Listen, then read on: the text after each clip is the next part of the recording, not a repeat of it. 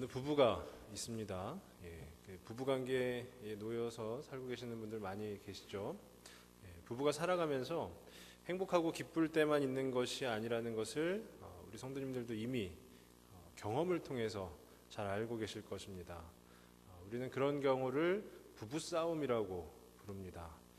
혹자는 이 부부싸움을 세계 1차 대전과 2차 대전을 잇는 세계 3차 대전과 맞먹는 싸움이라고 표현을 하고는 합니다. 아무도 안 웃으시네요. 다들 부부싸움을 안 하시나 봅니다. 근데 부부가 싸움을 하고 나면 반드시 필요한 것이 있습니다. 그것이 뭐냐 하면 바로 화해입니다. 화해하는 것.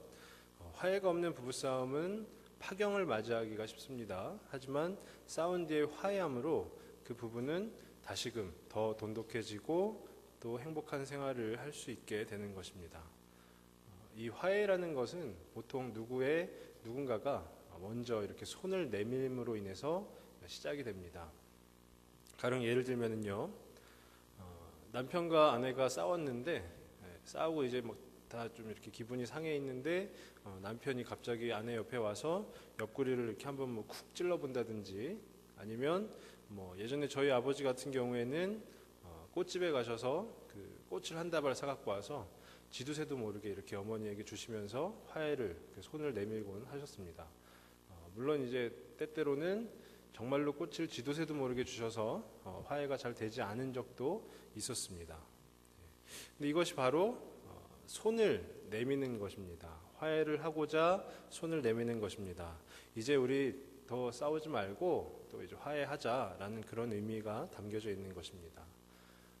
제가 오늘 함께 나누고자 하는 말씀의 제목은 화목관계입니다. 화목관계입니다. 오늘 본문 20절에 보면은요, 마지막 부분에 너희는 하나님과 화목하라 라고 기록되었듯이 바로 하나님과 우리의 그 화목관계에 대해서 한번 생각을 해보고자 합니다. 오늘 본문에 이 화목이라는 단어가 총 5번 등장을 합니다. 근데 이 단어의 그 원어적 의미를 살펴보았더니요, 화목이라는 말의 원어적 의미가 다름 아닌 불화를 화해시키다 라는 것입니다. 갈등이 있는데 그 갈등을 화해시키는 것이 바로 오늘 말씀 가운데 나오는 그 화목이라는 것입니다. 그러니까 이 하나님과 우리의 그 화목관계라는 것은 바로 하나님과 우리가 화해해야 될 것이 있다. 그리고 그 화해를 해왔을 때 우리가 하나님과 화목해질 수 있다라는 것을 이야기하고 있는 것입니다. 먼저 우리 이 본문인 고린도 후서에 대해서 한번 살펴보면요, 사도 바울이 고린도 지역을 2번째로 방문하였을 때 사도 바울을 대적하는 그 사람들이 사도 바울을 노골적으로 이렇게 비난을 하고 그 다음에 반대하였습니다. 그래서 사도 바울은 그 가운데에서 굉장히 좋지 않은 그런 기운을 얻었고, 또 이것 가운데서 자기가 맞서서 싸우기보다 그냥 자기가 수치심을 당하고 마는 것이 오히려 하나님과 이 공동체를 위해서 더 선하겠다라고 생각을 해서 그냥 자기가 수치심을 당하고 마는 것으로 끝납니다. 그리고 바울은 다시금 에베소로 가게 됩니다. 근데 그 이후에 성경 말씀 가운데 기록이 된 것은 아니지만 사도 바울이 디도를 통해서 이 고린도 교인들에게 눈물로 쓴 편지를 전하게 됩니다. 그 편지의 내용은 회개하지 않으면 하나님의 심판이 임할 것이라는 그런 경고의 메시지가, 그 복음의 메시지가 들어가 있는 것입니다. 근데 이에 고린도 교인 중 다수가 더 반발을 일으키거나 사도 바울을 대적하는 이들이 더욱 반발을 일으키거나 한 것이 아니라 감사하게도 그 사도 바울의 편지를 받고 그 이후에 고린도 교인 중 다수가 회개를 하였습니다. 그래서 바울은 그 굉장히 감사하는 마음을 가지고 고린도 지역에 3번째로 방문을 할 것을 예고하면서 쓰게 된 편지가 바로 오늘 본문인 고린도 후서인 것입니다. 그 중에서 우리가 함께 읽은 이 본문 말씀은요, 바울이 고린도 교인들에게 바울 자신이 전하는 그 복음을 자랑할 기회를 한번 주고자 하는 것입니다. 마음으로만 하지 않고 외모로만 자랑하는 자들에게 대답할 수 있는, 그 주장할 수 있는 복음의 근거를 알려주고 있는 것입니다. 고린도 교인들이 바울을 대적하는, 그 복음을 대적하는 그런 자들에게 이것이 바로 복음이다라고 자신 있게 주장할 수 있는 그 내용을 계속해서 열거하고 있는데, 그 중에 하나님과의 화목 관계에 대한 부분이 바로 오늘 이 본문인 것입니다. 그 복음의 근거가 바로 하나님과 화목 관계에 놓여야 한다라는 것입니다. 우리는 하나님하고 화목할 수 있다라는 것입니다. 이 화목은 앞서 말씀드렸듯이 그 원어적 의미로 보게 되면 화해라고 하는데, 우리가 바로 그 하나님과 우리 사이에 화해가 필요하다라고 이야기를 하는 것입니다. 근데 그 화해가 어떤 부분에 대한, 어떤 갈등에 대한, 어떤 문제에 대한 화해인지 오늘 말씀을 통해서 한번 세 가지로 살펴보도록 하고, 세 가지로 생각해 보기를 원합니다. 먼저 첫째는 하나님은 예수 그리스도를 우리를 대신하여 죄로 삼으셨다라는 것입니다. 이것이 바울이 고린도 교인들에게 알려주고 있는, 이렇게 말씀을 전하고 있는 그 복음에 대한 근거, 그 중에 첫 번째입니다. 하나님은 예수 그리스도를 우리를 대신하여 죄로 삼으셨다는 것입니다. 21절에 보면은요, 하나님이 죄를 알지도 못하신 이를 우리를 대신하여 죄로 삼으신 것입니다. 죄를 알지도 못하신 그 예수 그리스도를 우리를 대신하여, 그러니까 여기서 말하고 있는 것은 고린도 교인들이겠죠. 하지만 지금 이 말씀을 받아들이는 저희들에게는 우리들 모두가 되는 것입니다. 우리를 대신하여 죄로 삼으신 것입니다. 예수 그리스도를. 그것은 바로 속죄입니다. 속죄라는 말은 예수 그리스도가 인류를 대신하여 십자가에 못 박힘으로 그 죄가 사하여진 것을 의미합니다. 왜 그 속죄가 필요한가, 그 부분에 대해서 한번 생각을 해보면요, 왜 예수 그리스도가, 죄가 전혀 없으신 그 예수 그리스도가 왜 우리를 대신하여서 그 죄값을 치르셔야 됐는지, 그 속죄의 시작은 바로 하나님의 사랑에서부터 시작이 됩니다. 하나님의 사랑입니다. 우리가 잘 아는 말씀이죠. 요한복음 3장 16절을 보면 하나님이 세상을 이처럼 사랑하사 독생자를 주셨으니 이는 그를 믿는 자마다 멸망하지 않고 영생을 얻게 하려 하심이라. 하나님께 세상이라는 것이 바로 우리들 아니겠습니까? 그 우리들은 어떠한 의미일지 생각을 해보면요, 아마 자녀가 있는 분들은 다 공감을 하실 것입니다. 내 자녀가 다른 아이에 비해서 조금 못났다고 해서 그 자녀를 사랑하지 않는 부모는 없습니다. 내 자녀가 다른 아이에 비해서, 다른 누군가의 자녀에 비해서 조금 못났다고 해서 그 자녀를 사랑하지 않는 부모는 없습니다. 그리고 그 자녀가 원하는 것이라면 나의 힘이 닿는 데까지 그것이 무엇이라고 한들 자녀가 원하는 것이라면, 그리고 선한 것이라면 그것을 도와주고 싶은, 다 해주고 싶은 마음이 또 바로 부모의 마음이지 않겠습니까? 그런데 하나님께서 우리를 사랑하시는 것은 그 자녀를 우리를 대신하여 십자가에 못 박으시는 것이었습니다. 솔직히 말씀드리지만 저는 잘 이해가 되지 않습니다. 내가 그토록 사랑하는 나의 그 자녀를 왜 다른 누군가를 대신해서, 더군다나 그 자녀가 잘못한 것이 아님에도 불구하고 그 다른 누군가의 죄값을 왜 내 자녀가 치러야 되는가? 저는 잘 이해가 되지 않습니다. 만약에 예를 들어서 제 아이가 학교를 다니고 있는데 매우 큰 사고가 났습니다. 근데 옆에 있던 친구가 잘못한 것인데 부모인 제가 그 사고 현장에 갔을 때 이 사고는 제 아이가 잘못한 것입니다. 이 사고는 제 아이가 잘못한 것이니까 제 아이를 처벌해 주십시오라고 한다면, 그래서 그 사고의 주범인, 그 사고를 저지른 그 다른 아이는 아무런 처벌을 받지 않는다면 이것은 절대로 올바른 결과가 아닙니다. 절대로 올바른 결과도 아니고 상식적으로도 말이 되지 않는 것입니다. 그런데 그 말이 되지 않는 이야기가 바로 우리가 날마다 읽고 있는 이 성경 가운데 떡하니 나오고 있는 것입니다. 내 자녀는 아무런 잘못을 저지르지 않았지만 죄가 없으신 그 예수 그리스도를 죄인인 우리를 대신하여서 그 죄값을 치르시는 것, 그것이 바로 하나님의 사랑입니다. 이처럼 하나님의 사랑은 인간의 언어로는 표현할 수 없는 것입니다.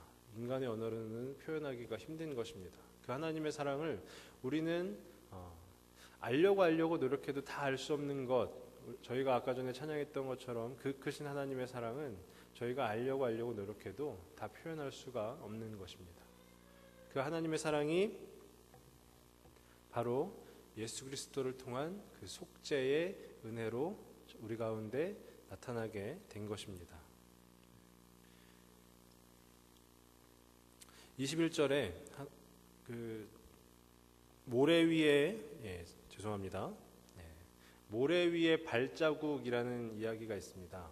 이것이 무엇이냐면요, 어떤 한 사람이 꿈을 꾸었는데 그 꿈에서 예수님과 함께 해변가 모래사장을 걷고 있었다라고 합니다. 근데 걷고 있는데 처음에는 이렇게 두 사람의 발자국이 그 모래사장에 찍히면서 걸어가고 있었는데 그 사람이 굉장히 힘들 때, 어려운 시간을 보내고 있을 때는 뒤를 돌아보니까 그때는 발자국이 한 사람의 발자국밖에 없었다라는 것입니다. 그래서 이 사람은 예수님에게 예수님, 왜 제가 그토록 힘들 때, 어려울 때 제 옆에서 함께 걸어주시지 않았나요? 라고 여쭤봤더니 예수님께서 하신 말씀은, 그때는 내가 너를 업고 걸었기 때문에 발자국이 한 사람 것밖에는 없었단다 라고 말씀을 해주셨다는 것이죠.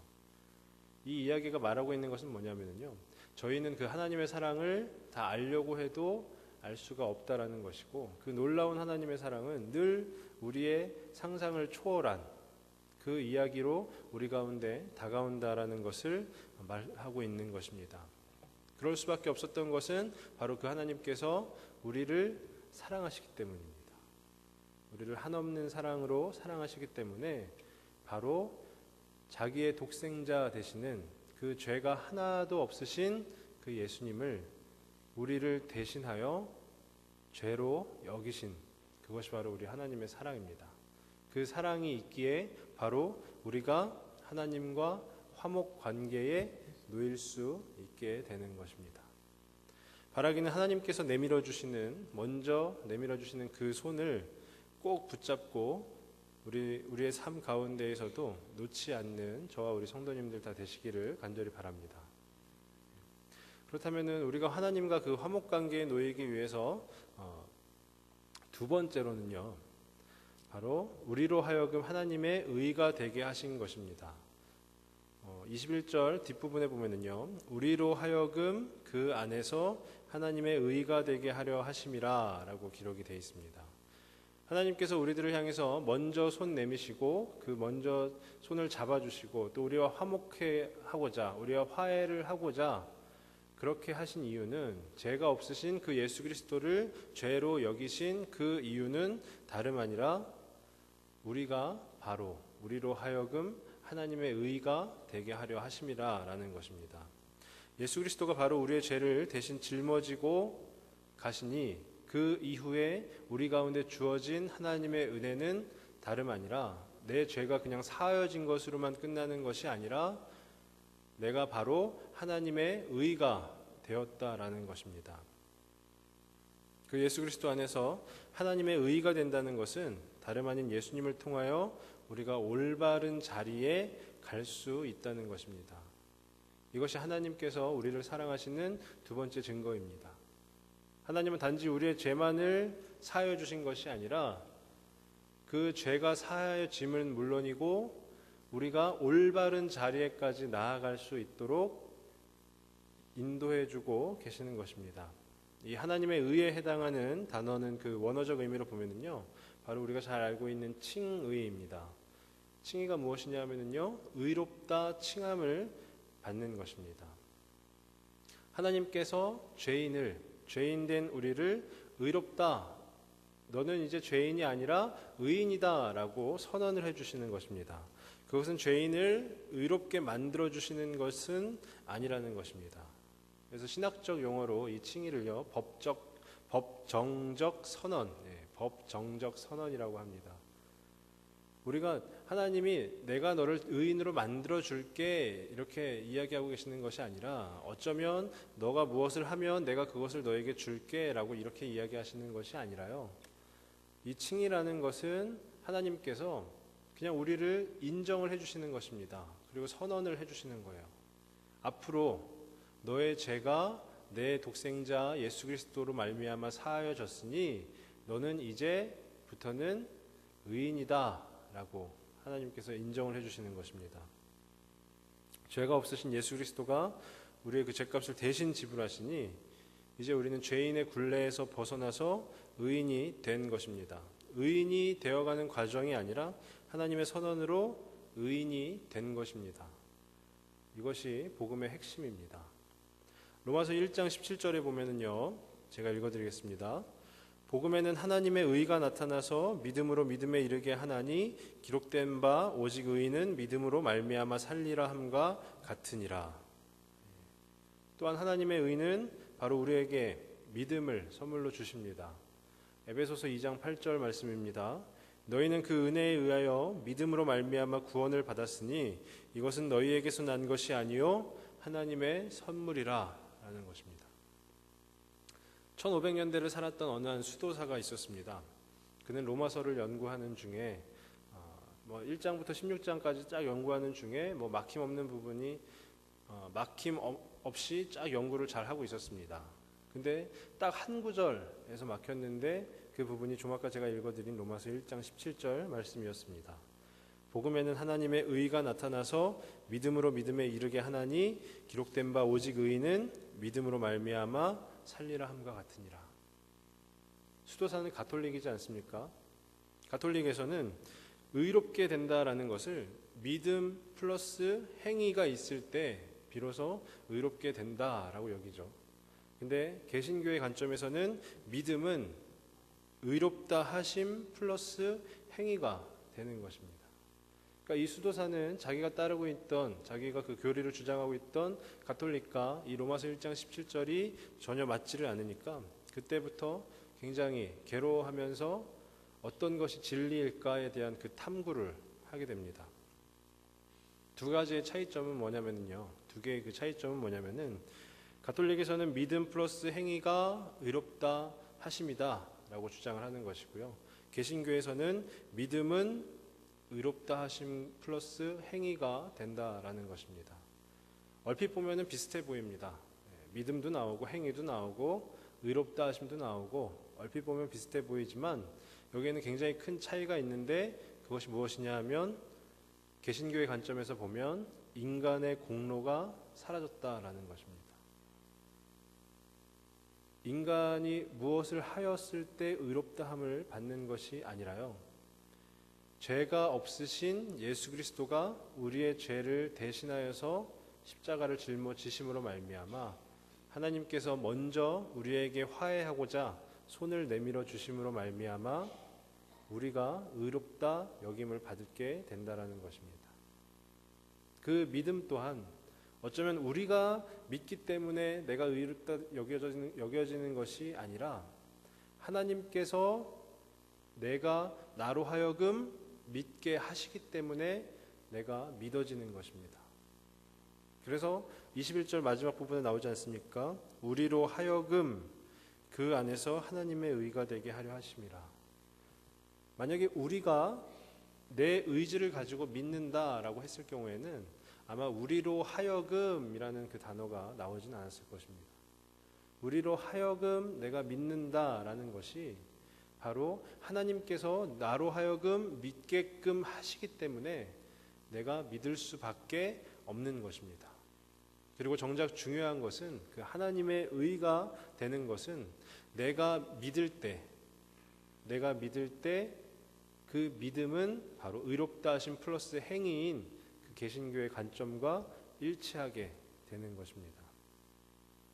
그 수도사는 다름 아닌 종교개혁을 이끌었던 마틴 루터였습니다. 그 이후에 오직 의인은 믿음으로 말미암아 살리라라는 그 주장 아래에서 지금의 개신교가 발달하게 된 것입니다.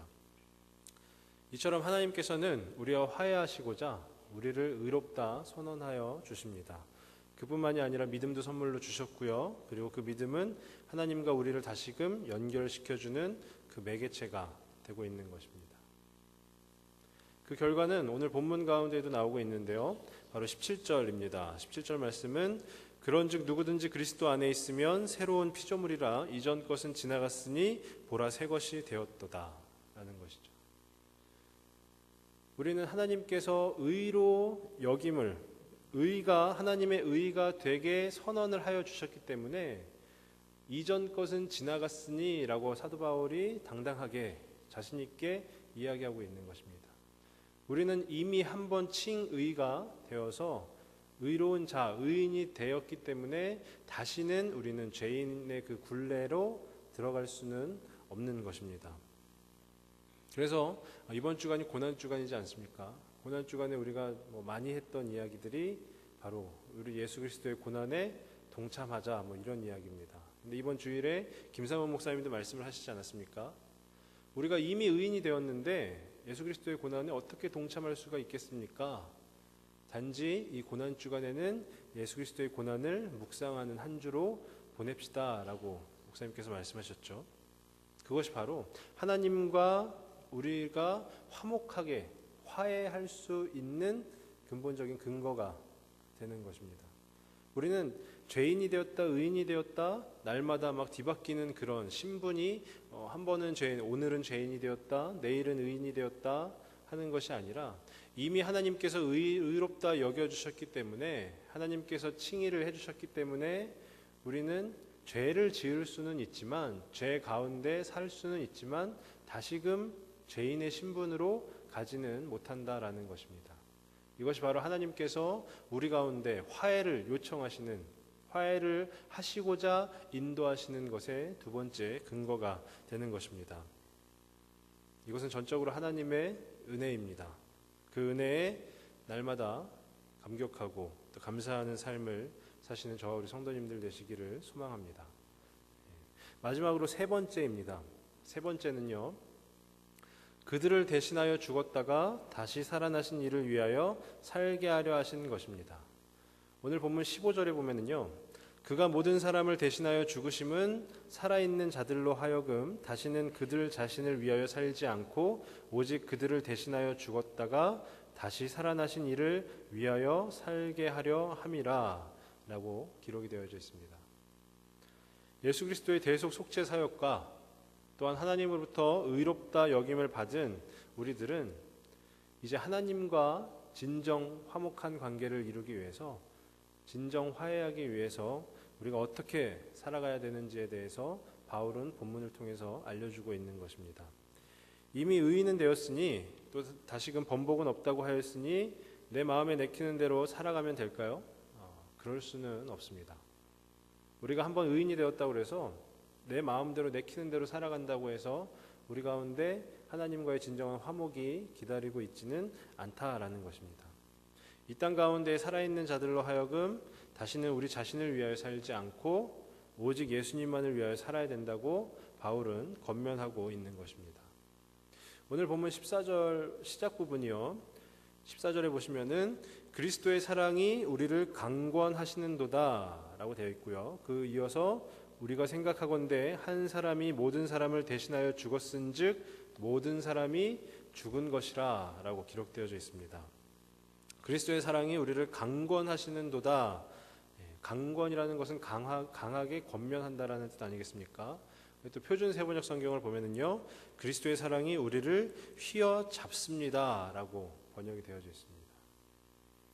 그러니까 그리스도의 사랑이 우리를 휘어잡는 것입니다. 그 사랑이 어떤 사랑이냐 하면 앞서 말씀드린 대로 죄로 인해 죽을 수밖에 없었던 우리들을 죄가 없으신 예수 그리스도를 우리를 대신하여 하나님께서 대속제물로 삼으셨고 그 이후에 하나님이 우리를 의롭다 여겨 주신 것입니다. 그것이 바로 우리를 휘어잡는 하나님의 사랑인 것입니다. 그렇다면 우리는 그 사랑 안에, 하나님의 그 사랑 안에 휘어잡힌 바 된 자들로서 우리가 어떻게 살아야 되느냐? 나를 위하여 사는 것이 아니라 오직 그리스도를 위해서 살아야 된다라는 것입니다. 14절 말씀에 한 사람이 모든 사람을 대신하여 죽었은즉 모든 사람이 죽은 것이라 라고 되어 있는데요. 우리는 이미 예수 그리스도가 죽었을 때 우리 또한 죽게 된 것입니다. 한 사람이 모든 사람을 대신하여 죽었은즉 모든 사람이 죽은 것이라. 이 죽음의 의미가 무엇이냐면요, 진짜 죽어서 사라져 버렸다, 없어져 버렸다, 이것이 아니라 예수 그리스도는 다시 부활하시지 않았습니까? 우리 또한 새로운 피조물로 재창조되었다라는 것을 이야기하고 있는 것입니다. 그렇기에 우리는 옛사람의 그 습관을 벗어버리고 오직 예수 그리스도를 위해서 살 수 있는 그런 자들이 된 것입니다. 이것이 바로 우리가 구원의 순서 가운데서 이야기하고 있는 성화에 해당이 되는 것입니다. 갈라디아서 2장 20절에 보면은요, 내가 그리스도와 함께 십자가에 못 박혔나니 그런즉 이제는 내가 사는 것이 아니요 오직 내 안에 그리스도께서 사시는 것이라. 이제 내가 육체 가운데 사는 것은 나를 사랑하사 나를 위하여 자기 자신을 버리신 하나님의 아들을 믿는 믿음 안에서 사는 것이라. 하나님과의 진정한 화목은요, 그리고 그 화해는 하나님이 내밀어 주시는 그 손을 붙잡는 것으로만 이루어지는 것은 아닙니다. 그리고 하나님이 우리를 의롭다 여겨주시는 것으로만 끝나는 것 또한 아닙니다. 바로 갈라디아서에서 바울이 이야기하고 있는 것처럼 이제는 내가 사는 것이 아니라 내 안에 계신, 나를 살려주신 그 하나님의 아들을 믿는 믿음 안에서 살아가는 것, 그것이 바로 하나님과 진정 화목할 수 있는, 그 화목 관계에 놓일 수 있는 비법, 그 근거가 된다라는 것입니다.